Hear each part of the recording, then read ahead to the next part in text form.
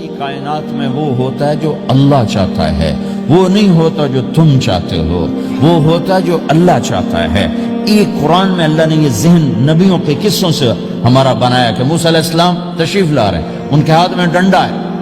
اس پر یوں ٹیک لگا کے کھڑے ہوئے، تو اللہ نے فرمایا موسیٰ یہ کیا ہے؟ ما تلک بیمینک یا موسیٰ، موسیٰ یہ کیا ہے؟ موسیٰ علیہ السلام کے بعد یہ ڈنڈا 10 سال سے، کہا یا اللہ ہی عصایا، یہ میرا ڈنڈا ہے۔ اب اللہ تعالیٰ آگے کچھ دکھانا چاہتے ہیں تو موسیٰ علیہ السلام سے لمبی بات کروائی، ہی عصایا، میرا ڈنڈا ہے، اتوکل علیہا، اس پر ٹیک لگاتا ہوں، وَأَحُشُّ بِعَلَىٰ غَنَمِي، اور اپنی بکریوں کے لیے پتے جھاڑتا ہوں، وَلِيَ فِيهَا مَآرِبُ أُخْرَىٰ، اور بھی ڈھیر سارے کام اس سے لیتا ہوں۔ تو اللہ تعالیٰ نے کہا القھا یا موسیٰ، اس کو ذرا زمین پہ ڈالو، زمین پہ ڈالو۔ موسیٰ علیہ السلام نے زمین پہ ڈالا، فَإِذَا هِيَ حَيَّةٌ تَسْعَىٰ، وہ یوں اٹھا اور ایک خوفناک سانپ بنا، لمبائی میں بڑے سانپ کی طرح جو افریقہ میں ہوتا ہے، جو پورا بکرا کھا جاتا ہے، پورا ہرن کھا جاتا ہے،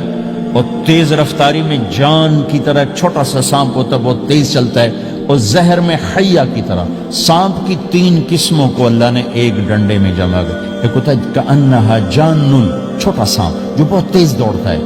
فَإِذَا هِيَ حَيَّةٌ زہریلا،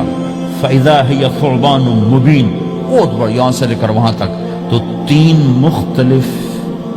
سانپوں کو اللہ نے ایک میں جمع کر دیا، وہ تیز رفتاری میں جان کی طرح تھا، زہر میں حیہ کی طرح تھا، لمبائی چوڑائی میں ثعبان کی طرح تھا۔ جب موسیٰ علیہ السلام نے دیکھا وَلَّا مُدْبِرًا وَلَمْ يُعَقِّبْ، موسیٰ علیہ السلام جو بھاگے تو پیچھے مڑ کے ہی نہیں دیکھا، تو اللہ تعالیٰ نے کہا خذ موسیٰ پکڑو، کہا اللہ میں نہیں پکڑتا، بھاگے جا رہے، یہ بات بھاگے بھاگے ہو رہی، کھڑے ہو کے نہیں ہو رہی، بھاگ رہے ہیں، اوپر سے آواز آ رہی پکڑو گا، بابا میں نہیں پکڑتا۔ اب اللہ تعالیٰ ہمیں قصہ موسیٰ علیہ السلام کا قصہ قرآن کے 28 پاروں میں موجود،